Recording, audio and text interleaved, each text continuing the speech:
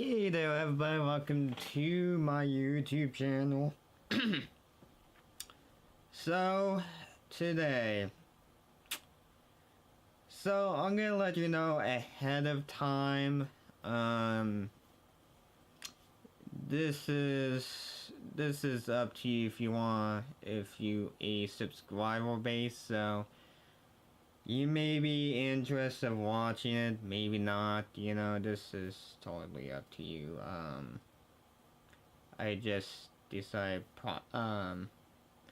this video I'm gonna be putting together was, this is gonna be mostly a video for the next door neighbor family, so I don't disgorge any subscriber from watching this, so being YouTube is a open platform, you know, I'm gonna keep the video open publicly, so it's kind of hard to keep track of who have a Google account or not, so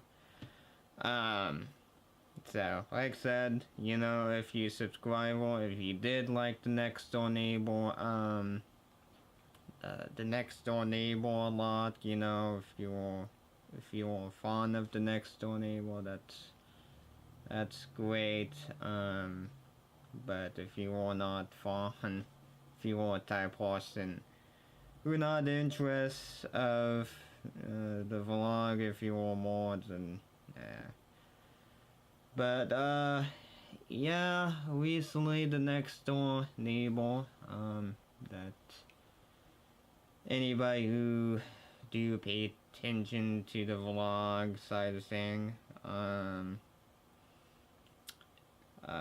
the next door neighbor brother have sadly passed away. It's kind of sad in a way. I'm pretty sure I'm not the only one, but recently I was invited over to the next door neighbor funeral, and I did film people, well, not film every, but I only film a very few people that I was comfortably didn't mind film a lot. I'm kind of a little bit shy around the next door neighbor family, so kinda gonna take me a while, so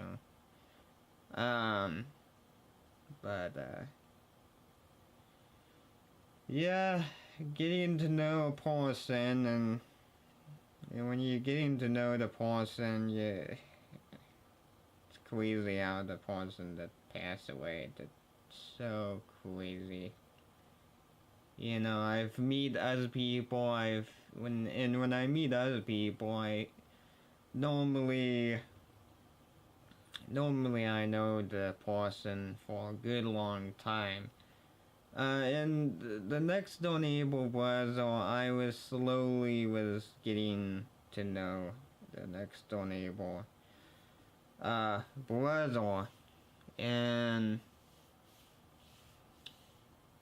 you know, the only thing I really knew about the next door neighbor brother was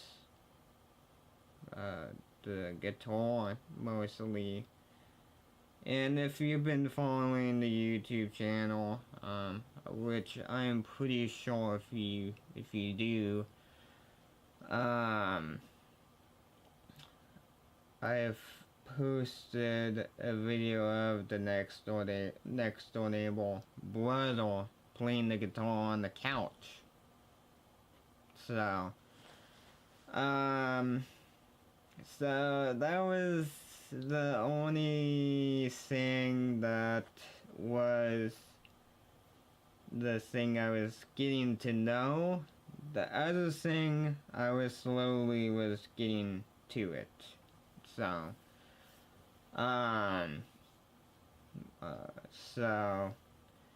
and all of us And what's really sad is we could have a good life, but we always have this real disease that will be hidden in our body for the rest of our life until it wanna show up in your doctor checkup, or in a very bad timing in that, or in a car accident too. You know, there's a lot of thing in our life that could shorten our lifespan that quickly. And unfortunately, with the next door neighbor brother, there was unfortunately something was pretty hidden until the next door brother got diagnosed, unfortunately. And the non-reversible disease too, one of those diseases that you can't reverse back. So that's really sad. Unfortunately, the technology, it's slowly getting there when it comes to reversing, but quite honestly, technology is kind of getting scary, or getting a little bit out of our comfort range. So hopefully, a good thing that the next door neighbor at least went out on some trip before the brother passed away. So I'm not sure if I'm gonna do my normal ending or not, or what. So not sure if I'm gonna divide this in 2 part or 1 part. So that's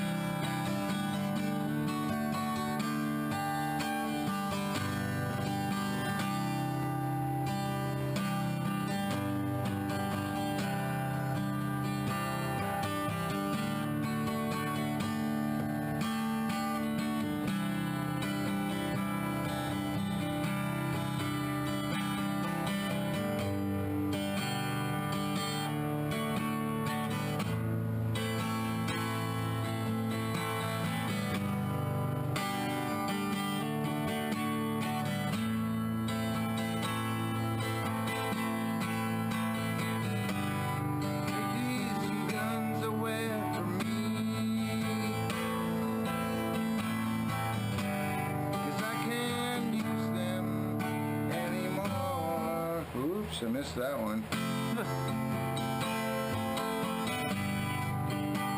The long black door just coming down. I feel like I'm knocking on heaven's door. Knock, knock, knocking on heaven's door.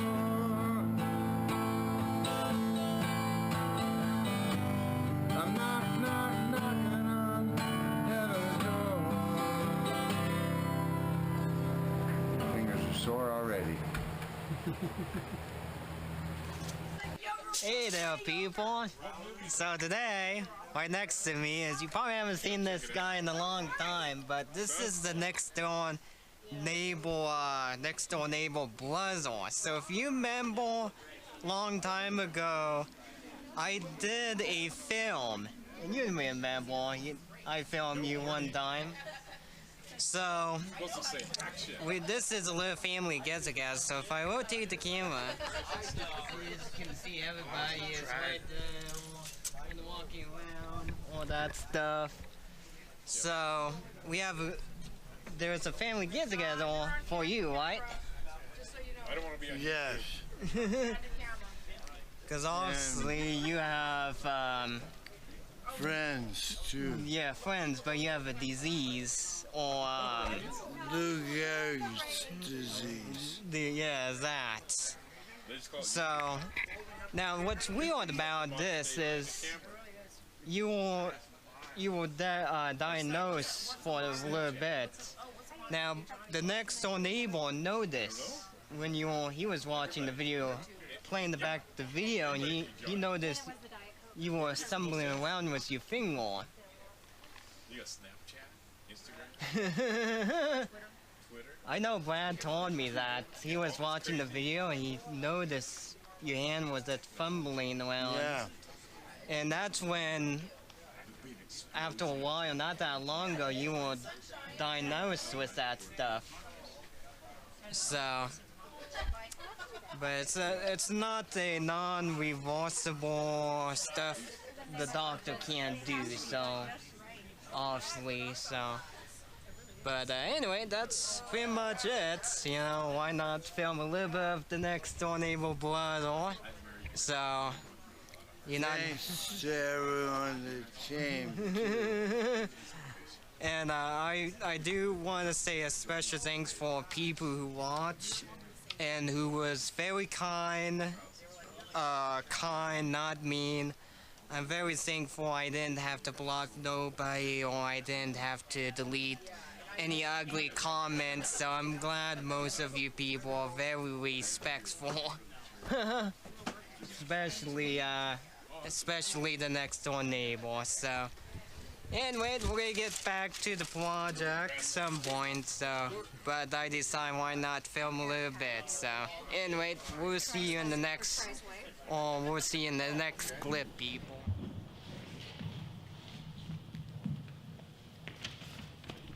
Hi everybody, thanks for coming.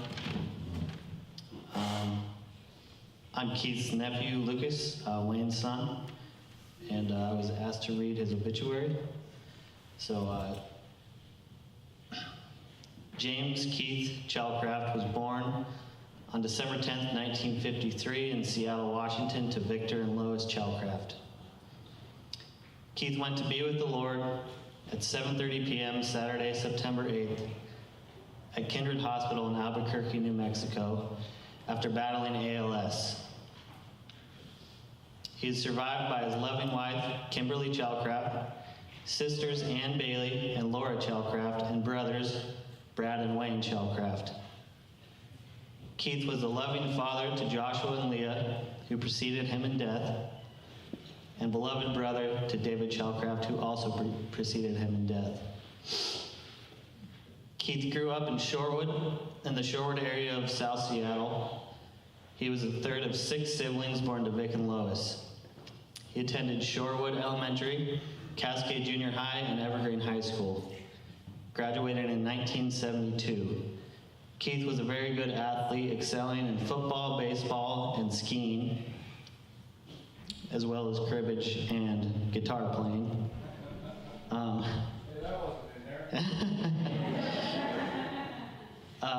Keith even went on to play a little baseball for Green River Community College.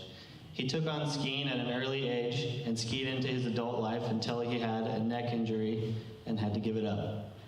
Skiing was his passion, and it hurt him terribly to give it up. It was during his employment with the U.S. Postal Service that Keith was introduced to coworker Leonard Bissay, who later led him to Christ. Keith gave his heart to Jesus at Billy Graham's crusade in 1974, and thus began a new passion for him.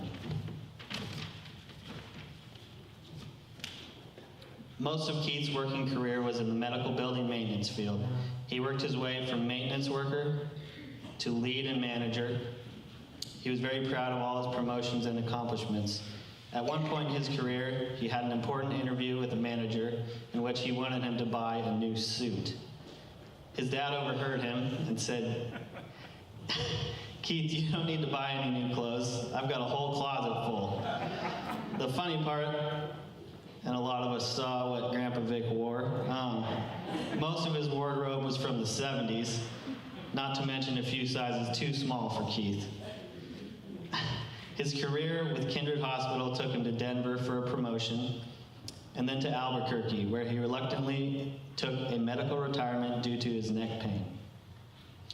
Keith loved the outdoors and enjoyed fishing, camping, and hiking whenever he could get the chance. He also enjoyed helping people through ministry. Keith's final wishes were that people would know he loved the Lord, his family, his friends, and that he always sought to help those in need to the best of his ability. Keith fought the good fight and finished the race. Well done, good and faithful servant. Matthew 25:23. Thank you. Thanks, Lucas. I'm not going to follow any prescribed order of things. I'm going to just start talking. I will digress to different subjects as it comes along. I don't have a formula. What I have is bullet notes of things that I thought of as they struck me over the last month or two, and I'll look at them from time to time. And first thing I want to say before we digress to the time when I actually met him and how that came about was one thing that I always admired about Keith was the way he could handle the children he had. You know, when I went to Joshua's funeral, there was 500 people there. Same with Leah. So, you know, I remember when they were born, because my children were the same age, and they used to run around all the time, do trikes and bikes, and all of a sudden their kids were in wheelchairs. That was a little astonishing to me back then. But how could somebody that couldn't even walk and was like this in a wheelchair all of his life, how could somebody like that have 500 people at his funeral? I've never been anything like that in my life. I'll tell you how. The parenting was so good. The parents loved those kids and looked after them all the time. And I remember Keith when he would tell me stories about how he'd take Joshua to the YMCA, or how he'd take him fishing, hold him up in a boat with his hands like this so he could reel in a fish, or how he would take him out and practice shooting guns. And the one that really got my attention is when he took Josh to Israel. And when he came back, he was over at Vic's, and I went over there and I said, "You got to tell me about this. How does that happen? How do you take somebody to Israel that's in a wheelchair? I want to know." And he started telling me about how hard it was to go to the bathroom and take him into the airport and the bathroom. And I said, "What about the plane?" And he started telling me that story, and I went, "Oh my gosh, Keith." But the big thing for me was, and I lost it when I saw this, he had pictures, and he showed me a picture of Josh up high on a camel. Unbelievable picture. I thought, what an experience for that kid. Parents that gave them their lives to these kids so they could experience life and put aside their own life so these kids could experience life. I couldn't walk in his shoes. You know, I just couldn't do that. You know, Keith had to overcome a lot of things, and he learned suffering. He had to learn how to suffer. Now, I couldn't walk in his shoes. I mean, I've done a lot of things. I've lived in 3 foreign countries. I was in the military from 68 to 72, half the time in Southeast Asia, and then in a nuclear wing over in Europe. I was a missionary to Central America from 83 to 88, in and out of Nicaragua. I was in the jail ministry. I'm an ordained minister. But I couldn't walk in his shoes. I couldn't handle that. I couldn't handle the drug addictions that he overcame. Keith was an amazing man, and you know what? We look at somebody from the outside, and we may not see some of the things that goes on in their lives or how they're able to withstand providence, which is stuff that comes to you that you don't really want it to happen to you, but it happens, and you're able to live and trust God. Kind of like, Paul said, when we're weak, then we're strong. He said that Jesus was crucified in weakness, but lives by the power of God. And Paul understood that. Well, when weakness comes, then the trial comes. Then the question is, will you bail out and look for some way to medicate the pain and fire that's in your heart? And even Jesus, when he was in the Garden of Gethsemane, cried out to the apostles that were with him, saying, can't you come stay with me for a little while? I'm in agony. And that's the same path we have to follow. We have to follow God, of trusting God in every situation that comes into our life. Now I'm going to go back for a minute and talk how I first came to know him. And it's necessary for me to kind of share a few things here, and then I'll digress back. When I was 20 years old, I had a terrible accident in which my best friend at that time died at the scene of the accident in a car crash. He rolled a car 8 times, flattened the roof completely. I walked away without a scratch, and he was dead at the scene. That's a hard thing to swallow when you're 20 years old. So I kind of panicked and ran away into the military because I didn't have any answers for life. Nothing made sense to me. Why does life pass away so quick in such a tragic way? See, because him and our plan was to party on all the time since we were young kids. When we got out of high school, we were just going to have parties and live in a fancy apartment, which we did until that accident. And then everything changed. So I couldn't go back to the apartment and see all this stuff. My best friend died. I couldn't stand that. So I went into the military. I still didn't have answers, okay? I got out of the military and went to work for the post office. And I had my issues. I had to get a little inebriated to go to work because I couldn't stand life. And I didn't have any answers. So this was just a few months before I met Keith. So people would give me tracts once in a while, and I'd just throw them away. But one day I found one in my pocket before I went to the post office and to work. We both worked down at 4th and Lander in the main annex. And I looked at that tract, and for some reason I started reading it. And the thing that struck me at that time was, wait a minute, if you've ever seen the 4 Spiritual Laws tract, there's 2 chairs there. There's a chair with a C and a chair with an S on it. So I looked at that diagram and I kept going, what does that mean, a chair with a C and a chair with an S? I kept reading, and then I understood that the chair with a C was Christ on the throne of your life, and the S was the self.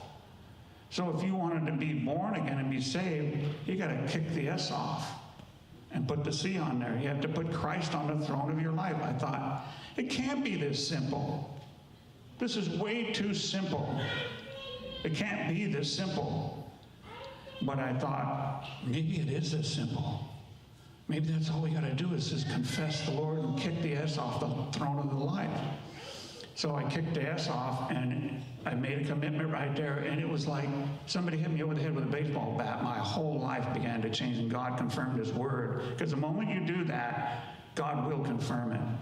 And I went to work with a whole different attitude. I mean, I was a tree-hugging weirdo. And everywhere I went and everybody I talked to. So then I ran into Keith. And I'm already jacked up. So He's about 19, I'm 25. I started talking to him. We became friends. So I said, we did a lot of things together. We went out, and if he wanted to go to a bar, I'd go to a bar with him. Whatever he wanted to do, I'd go with him. He wanted to play golf, I'd go play golf. I learned to play chess about that time. I went to a chess tournament and lost all 4 games and got a prize, and the prize was a book on how to play chess. Sort of a little hint there, you know. So I learned how to play chess pretty well, that I was able to beat tournament players as well. And I thought, Keith, do you know how to play chess? And he goes, no. I said, well, let's play. So we started playing, and I would show him everything I did that was wrong. I wouldn't talk. I'd just say, don't do that, do this. Don't do that, do this. So we went on and on for a couple of months till he got to the same level I was, and then the war began. I mean, we hated to lose. And he was as bad as I was. We just hated it. And I lived in Texas for 20 years, and he would come down there, and we would get in our car, our camper, and go north and camp out in the woods and play long night chess games. And no one ever let the other guy forget who won the last one. And it was hard to beat him because he knew everything I knew. But it was one of the ways to establish an equal friendship with him. So I used to talk to him all the time. We were at the post office. We were sitting there casing letters side by side back when they had the letter machine down in the post office. And we'd sit there talking back and forth. And I had this little Bible in my pocket, and of course I'd always share the scriptures with him. And he was kind of captive because he couldn't move because we were sitting there working. And I would just read the Bible and say, I didn't write this, you know. If you seek to save your life, you will lose it. I said, I didn't write this. This is in the Bible. Here, look. So just to fast forward, years later, after he'd committed his life to Christ, I gave him that Bible, and he says, you know something, Leonard? He goes, I don't know how many times I wanted to jam that Bible up your nose. You know you're doing something right when that's what happened. So about a year passed, and I thought, he's awful stubborn. I can't get him to give his life to Christ. He just seems too stubborn. But I kept trying. Well, lo and behold, in May of '76, I don't know how many of you guys remember this, but in May of '76, Billy Graham comes to town, and he comes down to the Kingdom. I thought, well, if I can just get him to the Kingdom, he'll go forward, and Billy Graham gives the altar call. I know he will. So I'm going to get him there. So we worked, both of us worked a night shift at the post office, and I said, let's go. Okay, I'll meet you down there. I go down there, and he doesn't show up. And I walk around the Kingdom about 7 times, like Jericho. Joshua walked around Jericho. And I thought, I didn't want to go inside because I thought, if I go inside, I'm going to miss him. This is his prime, this is the perfect timing. So I go to the work that night, and I'm so frustrated. I thought, I can't believe this. I can't believe he didn't show up. And Keith comes walking down the aisle, looking at me with his howdy-doody face. And I said, where were you? And he goes, I gave my life to Christ. I said, I don't care. Where were you? He goes, I gave my life to Christ. I went, what? What are you talking about? He goes, I went forward when he gave the altar call and gave my life to Christ.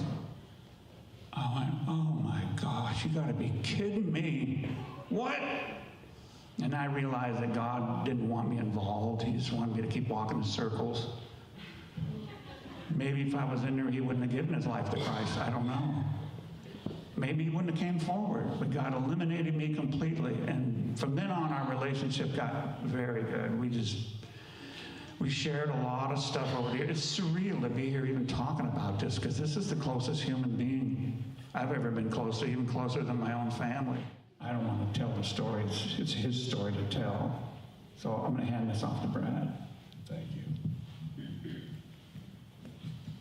Just bear with me for a second here. I'm got a little nervous talking to a crowd of people, but I wanted to thank all the veterans out there for all your work You done putting your life on the line, no matter if you're a pencil pusher or whatever it was. I thank you very much. And I thank the women out there that had to put up with their husbands going off in the war and whatever. And I wanted to touch on what Dad did. He went off to World War II, which was probably a big turning point for our country. If you really look at what happened back then, we won the war. We did, we won the war, but the battle was still going on. But Keith baptized me back in March because of my heart. My life has changed quite a bit. It's unbelievable what has happened. There's 2 miracles in my life that I want to share. 2 of them. One of them's right here. Michael. Michael is... Michael has been in my life now for 6 years. He's been such a blessing. I couldn't ask for a better friend. And my other one is Brandon, my stepson. I'm not going to get into it, but good things that happen through prayer. But I want to talk about Keith now because that's why we're here. Do you know how much he loved you? He loved you so much. You can't fathom the love that he had for everyone here. He fought the fight.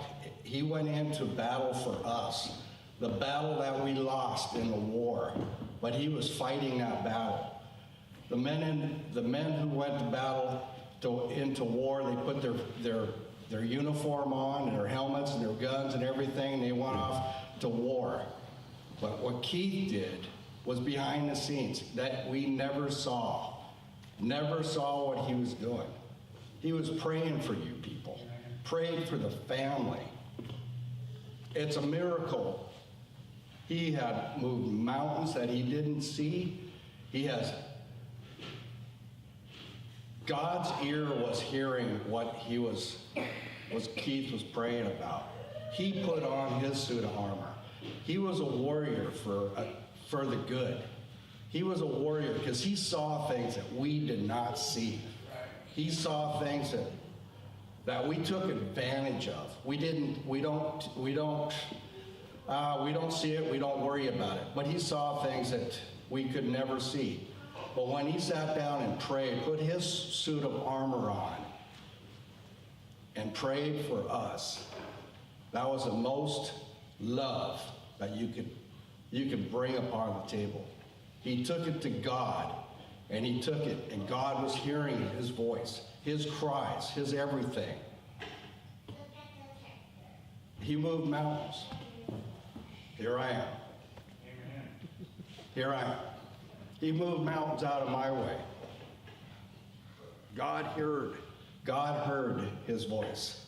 And I pray that every one of you in this room has moved mountains, that he moved mountains in your lives too. Just look at what your own life has right now and all the blessings that we have.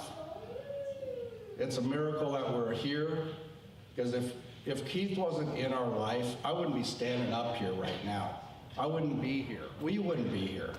We wouldn't be talking the good things in life, the truth that was instilled in me, that I found out, the truth, the actual truth of everything.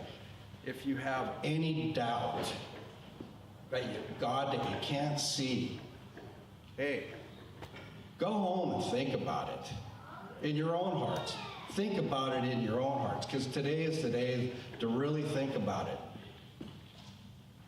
The world is turning upside down. The battle is going on. And what Keith did is beyond the realm of whatever we could see.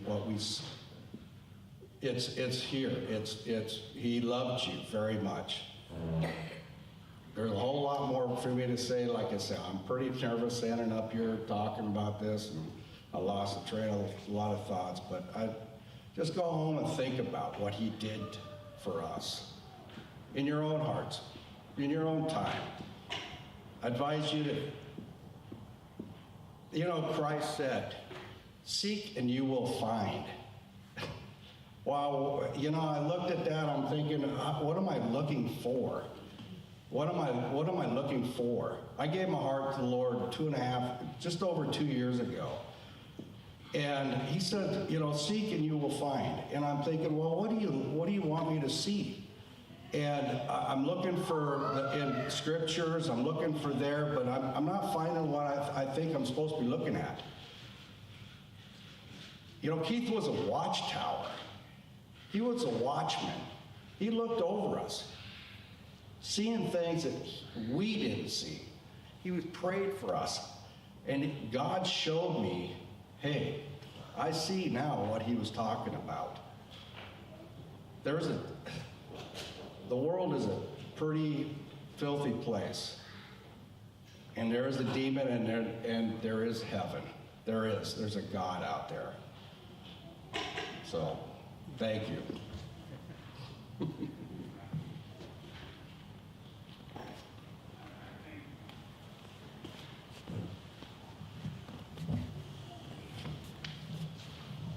I'm Wayne. I'm the little brother.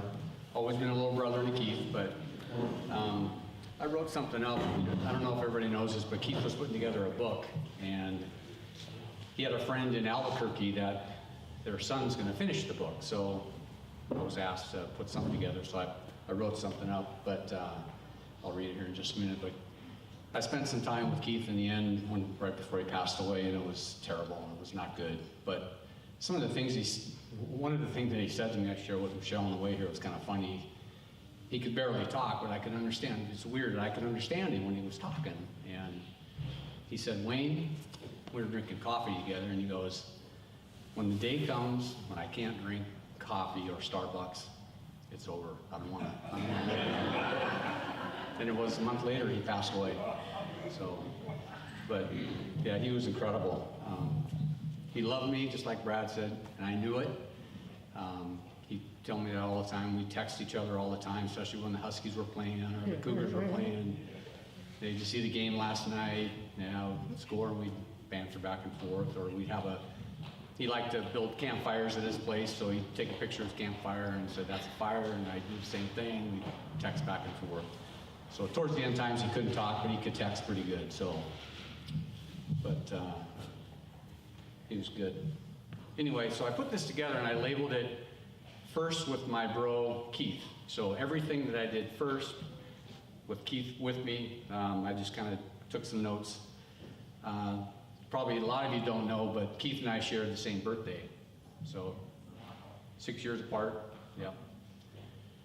December 10th, I was born in 59, he was born in 53. So I attended my first church service with Keith, he was there. He took me to my first drag racing to watch the funny cars. Keith was there, he took me. I drank my first six-pack with Keith. I was at the drag races. Keith was with me when I got my first pair of skis. Everybody knows he was a skier, loved to ski with Keith, and he was with me with my first pair of skis. He even took me, when I first got my first car, he took me to Tape Town in Berrien, and he bought me my first 8-track tape player that I put in my car. That was pretty cool. He took me to Whistler Blackcomb for my first time. It was even before the village was there. It was just a big dirt parking lot. I think Richard was there, I think. Yep. It was your van. We had a good time together. First time at Whistler was with Keith. Keith helped me change my first engine in my first car. I rode my first big motorcycle, and it was Keith's. Brad had a 90, I think Keith had the 125, and then he got a 250, and yeah. He helped me with my first and only wedding ceremony. He was there, he said a prayer. He was with Michelle and I. And then also there's a picture back there of him painting our first house. So he helped paint the bathroom and he helped paint the inside of the house, so his first house. So,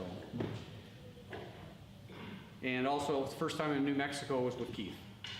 Keith died in New Mexico, and so anyway, Keith was really passionate about everything he did. Growing up, playing sports, excelling in football and baseball. I remember he went through the same junior high as us, Cascade Junior High, but he was 6 years before me, and he had the same coach, Coach Siegel, Tarabocha. I remember just getting beat up, and I remember Coach Siegel would just be yelling at me. He goes, "You're nothing like your brother. What happened to you?" Always trying to keep up with Keith, and I never could. And it showed. So he really did quite well in football. Went on to play high school football and baseball. Played a little bit at Green River, but of course life got in the way, and he had to drop out. Also, skiing was a huge passion of Keith's. My dad would take us every season. He became a really good skier. One that I always tried to keep up with him, never could. He would ski everything, ski moguls, powder, anything steep, deep, he could do it. I remember one time that we were at Hyack, and I think Richard was there again, but I was laying there, I was dead tired, I couldn't ski, and I think he was coming up on the chair, and he could see me laying in the snow, and he asked me what I was doing. So I'm tired, I can't ski anymore, and he goes, "Come on, get up, if your legs aren't numb, you gotta get up and start skiing, let's go." I had to get up and be like him, so I did. Another funny little story. I remember growing up, we had a local hamburger joint, Lou's, in White Center. And we would go up there, have this nice, nutritious meal of hamburgers, french fries, and milkshakes. But he used to always dip his french fries in his milkshake and eat it. So I had to do the same thing. I did it, but you know that he did the same thing about, Kimberly would tell me, he's always taking his french fries and put them in his milkshake. And 50 years later, he's doing the same thing. But I remember him trying to talk me out of giving me his milkshake. He used to always try to say, "Hey, you don't like that milkshake." And so, of course, I didn't like it anymore, and he would get it and he would drink it for me. Corners. But also, he liked going to the drag races whenever he could. He would take me all the time. I remember one time him and his girlfriend were going, so he took me along, but he was going to sneak in the drags. He had to pay, so he climbed in the trunk, and so Val and I were in the front seat. We go through the gate, and the guy there says, "Hey, you need to open your trunk." I said, "Well, we don't have a key." "Sorry, you can't get in." So we turned around, and Keith's just yelling in the trunk, just screaming. So he gets out, we go through the gate, and the guy looks and he goes, "Oh, do you have a nice ride in there?" Kind of embarrassing. But yeah, so we went and saw the drags. Anyway, that's all I have. So Keith was awesome. He was a good brother. Yeah, he was. Seems like it should be getting easier as the days go on, but it really doesn't. Everything reminds me of Keith. Talking with Richard, every time we go skiing, it reminds me of Keith. Every time I build a fire, it reminds me of Keith. Everything I do, he's on my mind every day, every morning. But he's going to be missed. Thanks.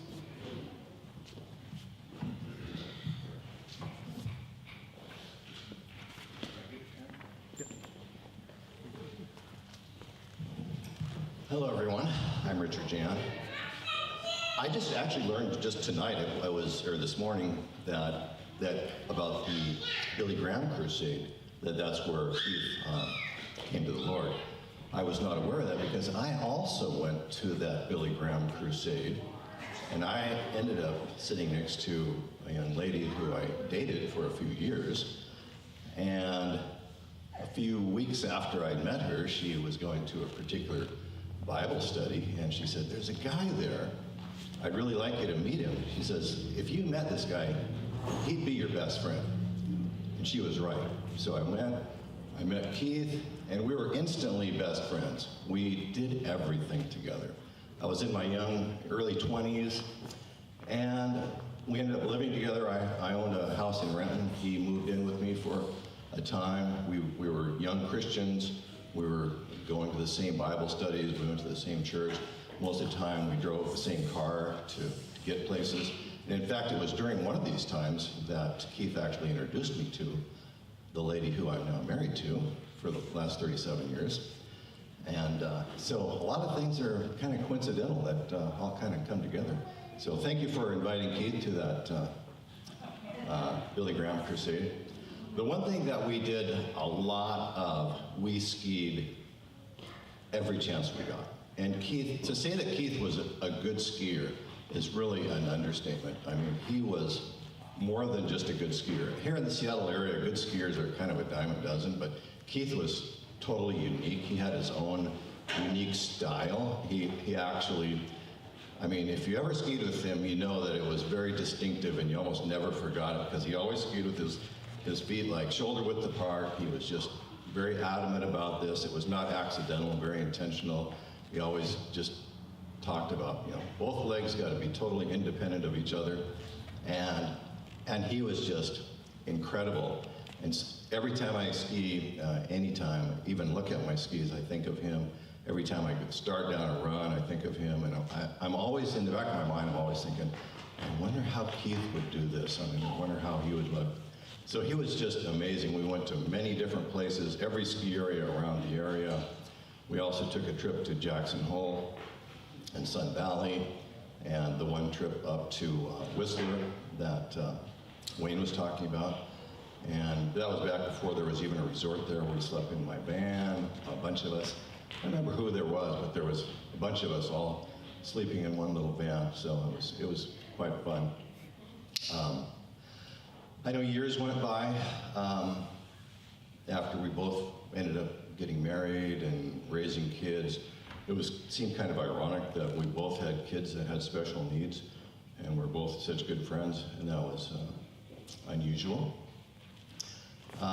The last time I saw him, my wife Amy and I were going to Breckenridge, Colorado, and I called just to see if there was any chance we could possibly meet him, just get together for coffee or something. He actually volunteered to not only do that, but he picked us up at the airport and drove us all the way to Breckenridge and dropped us off right at the door of where we were going. And then it was just a wonderful time of talking and having great fellowship once again. And then when the week was over, he drove all the way back, picked us up and drove us clear back to the airport. It was just amazing. So that was the very last time I saw him. And it was, a few months before he died, I heard a message on my answering machine that said, "Richard, give me a call." And his voice was so distorted and slurred, I thought, oh my gosh, he's totally fallen off the wagon, you know, and I didn't know what had gone on. So I gave him a call, and he told me about the disease that he had come down with. It was very sad. We called a few times, talked, and then he passed away. I called a couple of times, there was no answer. Eventually I called Brad, who informed me that he just died the night before. The one thing I remember, that when Keith and I skied a lot, we'd always get off the top of the chairlift, and he'd look over at me, and he always said the same thing. He'd say, "It's time to shake and bake." So when I see Keith again, I hope that he's there to greet me when my turn comes, and we can shake and bake once again. Next.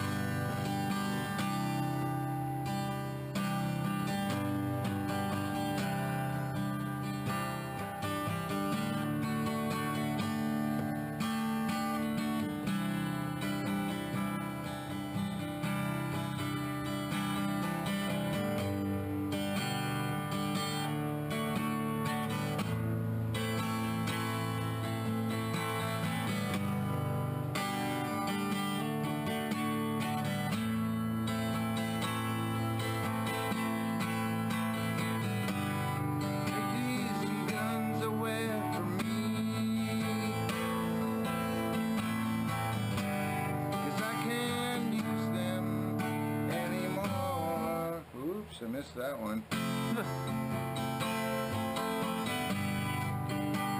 The long black door just coming down. I feel like I'm knocking on heaven's door. Knock, knock, knocking on heaven's door.